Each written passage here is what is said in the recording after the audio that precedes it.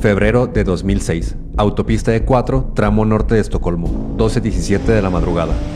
Central, aquí unidad 214. Tengo una motocicleta negra sin matrícula visible. Velocidad estimada superior a los 200 km por hora. Unidad 214, mantenga distancia. ¿Puede confirmar marca o modelo? Central, aquí radio 2. Velocidad imposible de seguir. ¿Confirman si es el mismo sujeto de los reportes anteriores? Sí, es él. Es Ghost Rider. La historia que estás a punto de escuchar no debería de existir. No encaja en lo lógico, ni en lo posible, ni en lo que un país tan ordenado como Suecia podría aceptar. Pero existió, y durante 10 años un solo motociclista se transformó en la persona más buscada por un país y creó una de las comunidades más grandes que 23 años después aún siguen a espera de su regreso. Esta es la historia de Ghost Rider.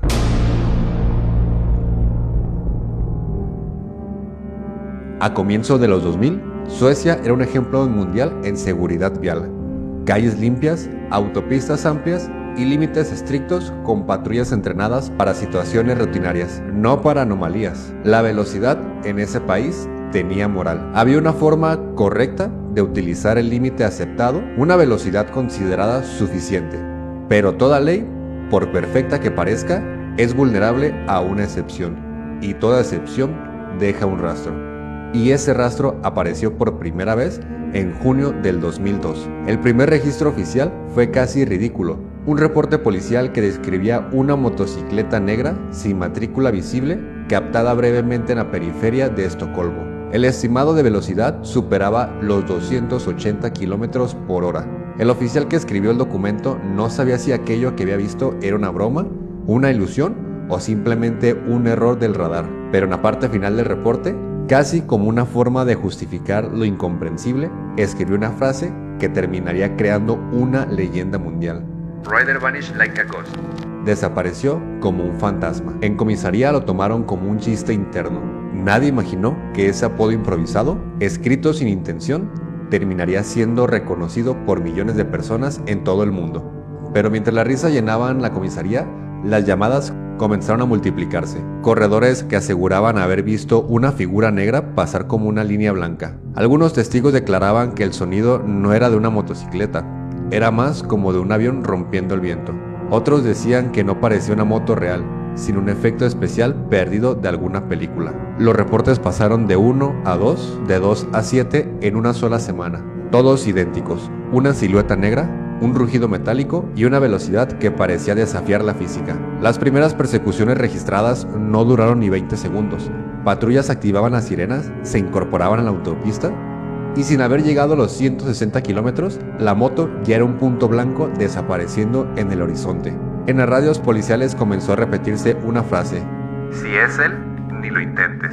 Para entender por qué esta frase tenía sentido, hay que retroceder en el tiempo. Mientras Estados Unidos tenía grupos clandestinos de autos modificados, Japón contaba con los Bosoku e Italia con décadas de persecuciones casi culturales. Pero Suecia no tenía nada parecido. No había tradición de velocidad ilegal, no había escena organizada. La policía tenía buenos autos, sí, pero no estaban diseñados para perseguir motos que duplicaban su velocidad en segundos. La infraestructura sueca era tan segura, tan controlada y tan estable que jamás imaginó la necesidad de enfrentarse a alguien como él. La primera confirmación pública de su existencia no vino de la policía, sino de un VHS anónimo que apareció en varias tiendas de motocicletas. Nadie sabía quién lo había dejado. El contenido era crudo, una Suzuki Hayabusa Turbo moviéndose entre autos a velocidades que superaban los 300 km por hora, grabada desde una cámara montada en el tanque. No se veía un rostro, no había una narración, no había tampoco créditos, solamente un rugido y la imagen pura de una máquina que rozaba entre autos a centímetros. Ese VHS viajó de taller en taller, de ciudad en ciudad y de país en país, hasta convertirse en un material prohibido dentro de la escena de los motociclistas europeos, y con cada copia su nombre adquiría peso. Ghost Rider dejó de ser un rumor para convertirse en un código, en una figura imposible y en un símbolo.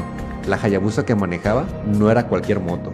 Cuando Suzuki lanzó el modelo en 1999, su objetivo era simple: crear la moto de producción más rápida del mundo, y lo lograron.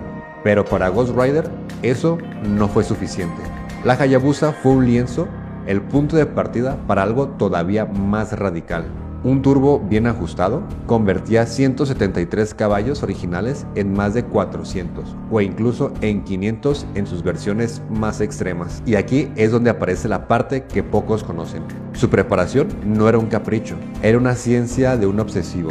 Refuerzos internos, pistones forjados, embragues de alto desempeño y sistemas de inyección calibrados a mano.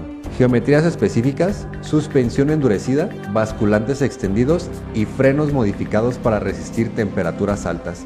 Nada quedaba al azar. Todo era una precisión orientada a una sola misión: sobrevivir a velocidades donde cualquier error significaba su último viaje. Pero Ghost Rider no solo era potencia, era estabilidad, control y silencio. Todo en su apariencia estaba diseñado para borrar su identidad. Un traje negro sin logos, casco oscuro, sin marcas, no llevaba signos y tampoco llevaba números. Era imposible rastrearlo, no se sentía como una persona, sino como una sombra a alta velocidad. A medida que la policía intentaba identificarlo, él comenzó a perfeccionar otro pilar de su mito: sus videos. Cada DVD era un escalón más alto, más arriesgado y más técnico, pero también más preciso. No había caos, eran videos llenos de control en cada trayecto. Todos los trayectos estaban estudiados, cada línea, cada medida y cada riesgo era calculado. Los videos que Ghost Rider llegó a sacar contaban una historia, y cronológicamente este es su orden.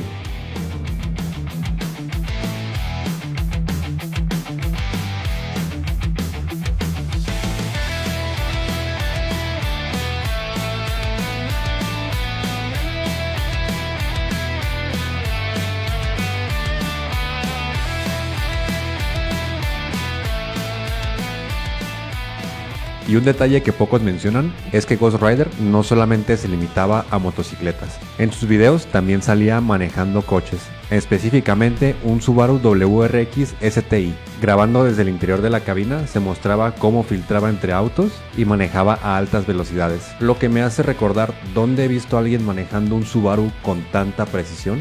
Y Ghost Rider demostraba la habilidad que tenía sobre 4 ruedas. Aunque su fama llegó por conducir motocicletas, este detalle también es muy importante para conocer su mentalidad, y es que la velocidad era parte de él. Sus hazañas empezaron a expandirse. Una de las más icónicas fue su run extremo entre Suecia y Noruega. Una travesía planeada, cruzando carreteras abiertas, esquivando el tráfico y rompiendo tiempos que parecían imposibles. Para muchos, esa carrera confirmó algo que se sospechaba desde un inicio: Ghost Rider no solamente era un piloto arriesgado, tenía una estrategia y tenía historia en el motociclismo. El impacto de sus videos generó una polémica global. El material que se vendía de forma semiclandestina no solamente le dio ganancias, también lo puso en la mira de las autoridades. Intentaron rastrear envíos, distribuciones, cuentas bancarias. Querían usar los DVDs como una evidencia para incriminarlo, pero no pudieron. Hablar de una moto en un video no es lo mismo que mostrar quién la conducía. Su anonimato era el escudo perfecto. Mientras los investigadores avanzaban sin resultados, una comunidad mundial comenzaba a crecer a su alrededor. Surgieron foros, blogs y sitios dedicados exclusivamente a estudiar sus movimientos. Miles de fanáticos hacían análisis, cuadro por cuadro, de cada persecución. Recreaban rutas, organizaban discusiones técnicas y sus videos dejaron de ser solo entretenimiento y se convirtieron en objetos de estudio, culto y controversia. Ghost Rider había creado algo más grande que él mismo, una cultura que estaba por estallar. Pero lo que pocos entendieron es que Ghost Rider nunca fue un hombre que simplemente alcanzaba velocidades altas. Eso lo hacía cualquiera una vez. Lo verdaderamente inquietante era otra cosa. Ghost Rider se podía sostener a velocidades extremas durante largos trayectos, no solamente en picos, era en kilómetros completos ejecutados sin cambios bruscos, sin movimientos erráticos y sin correcciones visibles. Eso no solamente hablaba de valentía, hablaba de cálculo, de una mente operando con una imagen de error prácticamente inexistente. Mientras otros pilotos despedían de la adrenalina, Ghost Rider dependía de la repetición perfecta. Cada run estaba diseñado para mantenerse estable durante minutos enteros. No era para impresionar como un clip corto. Y ahí entraba un factor del que casi nadie habla en estos años. Ghost Rider domina lo que hoy se conoce como aerodinámica humana, mucho antes de que se volviera común en el street riding. Posturas compactas, control absoluto del casco, microajustes del torso según la velocidad, el viento y el flujo del aire. No era solamente una pose, era una herramienta técnica que utilizaba. Donde otros perdían la estabilidad, él reducía la resistencia. Donde otros se tensaban, él se compactaba. Cada centímetro de su cuerpo estaba colocado para no pelear con la velocidad, sino convivir con ella. Y la moto escondía todavía más allá del turbo, más allá de las cifras impresionantes, las modificaciones invisibles, era lo que realmente mantenía todo con vida. Componentes reforzados para resistir uso continuo, sistemas pensados para fiabilidad extrema, frenos preparados para soportar temperaturas repetidas.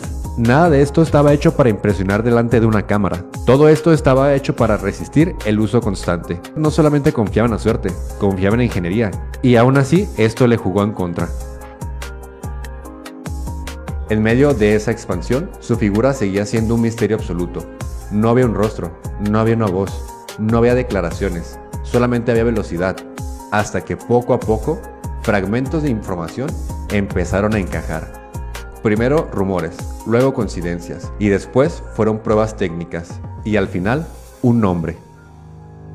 Y a la par de este mito, había un hombre que también estaba creciendo. Una historia tan real, con una cara, y que parecía no tener relación con el fantasma de Estocolmo. Y es que en Suecia existía un piloto del que casi nadie fuera del mundo profesional hablaba, pero los verdaderos expertos y aficionados conocían muy bien. Y era Patrick Fürstenhoff. Era un hombre con una capacidad técnica fuera de la escala, un mecánico de día y un perfeccionista de noche, un obseso del torque y del equilibrio. Años antes de que Ghost Rider se convirtiera en leyenda, este piloto ya estaba llamando la atención del mundo profesional, no por la velocidad en línea recta, sino por el control absoluto. Su mayor hazaña registrada llegó cuando logró un récord que incluso hoy sigue pareciendo una locura: el wheelie o caballito más rápido validado por Guinness. Más de 190 kilómetros sostenidos en una sola rueda. Oficial, grabado, medido y verificado. Un logro que existía tres cosas que casi nadie posee al mismo tiempo: equilibrio, fortaleza mental y una fe ciega en que tu cuerpo podrá sostener algo que por física no debería de sostener. El récord lo puso en la mira de la prensa especializada, y fue entonces cuando comenzaron los rumores. Porque algo que se dice es que las matemáticas no mienten, los ingenieros no mienten, y las trayectorias repetidas tampoco mienten. Los foros empezaron a explotar con teorías. Este estilo es igual, la forma en que toma las curvas es idéntica. El control de wheelies casi nadie lo tiene. Es demasiada coincidencia. Y la coincidencia se volvió en sospecha cuando aparecieron más piezas. El tipo de motos que utilizaba, el tipo de modificaciones que hacía, el tipo de rutas que frecuentaba, la ciudad donde vivía y la gente con la que trabajaba. Sin que nadie lo dijera abiertamente, el nombre de ese piloto comenzó a flotar sobre la figura de Ghost Rider, como una sombra insistente. A veces con respeto, otras con miedo de estar acusando a alguien demasiado grande para explicarlo en una sola frase. Pero los rumores no bastaban, faltaban pruebas y faltaba un momento definitivo. Y ese momento llegó años después. Ghost Rider dejó de aparecer. No hubo nuevos DVDs, no hubo nuevos recorridos y tampoco nuevas grabaciones ni rumores frescos. Las autopistas que antes parecían su territorio volvieron a la normalidad. Las llamadas a la policía cesaron. Los foros, que antes ardían con análisis y teorías, comenzaron a reciclar el mismo material una y otra vez, sin nada nuevo que mostrar. Al principio, muchos pensaron que era una pausa, e incluso llegaron a pensar lo peor. Porque en ese mundo, desaparecer sin explicación solo tenía dos lecturas: habías cruzado el límite o habías decidido no volver jamás. En las noticias dejaron de mencionarlo. Las autoridades cerraron carpetas abiertas sin resultados y el nombre de Ghost Rider pasó a ser una alerta activa en un archivo un tanto incómodo. Y mientras el mito se congelaba en el tiempo, algo más ocurrió en paralelo, donde Patrick aparecía en eventos oficiales, en récords certificados y en demostraciones técnicas donde el control importaba más que el espectáculo. Ese hombre con un perfil bajo pero visible era muy difícil de ignorar para los aficionados de Ghost Rider. Nada podía vincularlo oficialmente al fantasma de Estocolmo, nada, excepto los detalles. La manera de controlar la moto, la obsesión por la estabilidad, la relación entre cuerpo y máquina y el respeto absoluto por el margen de error. Durante años, ambos mundos coexistieron sin tocarse públicamente: el mito clandestino y el piloto real, la leyenda y el hombre. Hasta que un día, sin dramatismo y sin espectáculo, Patrick apareció frente a una cámara y habló. No como un villano, no como un héroe. Habló como un hombre cansado de cargar con un mito que ya no necesitaba. Y en medio de su declaración, lo dijo sin tanto rodeo. Sí, era yo. Yo era el fantasma. Yo era el imposible, la figura que Suecia no pudo atrapar. Soy yo, Ghost Rider. El piloto que unió dos vidas, la pública del corredor profesional y la vida clandestina de un hombre sin rostro. Su confesión no fue un acto de gloria, fue el acto de cierre. Y él explicó que había cambiado, que ya no buscaba récords, que tenía una familia y que entendió que el costo real de cada decisión tomada sobre el asfalto. Dijo las palabras que congelaron a toda una comunidad mundial. No volverá a hacer nada como Ghost Rider. Ghost Rider no volverá. Tengo hijos y esto no vale la pena. Al saberse su identidad, las consecuencias no fueron espectaculares. Al contrario de lo que mucha gente imaginaba, no hubo arrestos, no hubo juicios y tampoco hubo redadas. Los supuestos cargos que había prescrito, los DVDs, no podían usarse legalmente como una evidencia directa. Y sobre todo, Ghost Rider ya había dejado de existir hace años. La policía solamente confirmó lo que ya sospechaban. Los fanáticos, lejos de indignarse, sintieron que el círculo se había cerrado y la prensa finalmente tuvo un rostro en quien empatar con esta leyenda. Patrick hizo algo que nadie esperaba, marcó simbólicamente el final definiendo un personaje. Rifó su moto más famosa, la Hayabusa Turbo 499, la bestia que definió una época. La máquina que rompió ciudades la entregó a un seguidor, sin ceremonia exagerada, sin despedida dramática, simplemente la dejó ir. Muchos interpretaron ese acto como una señal clara.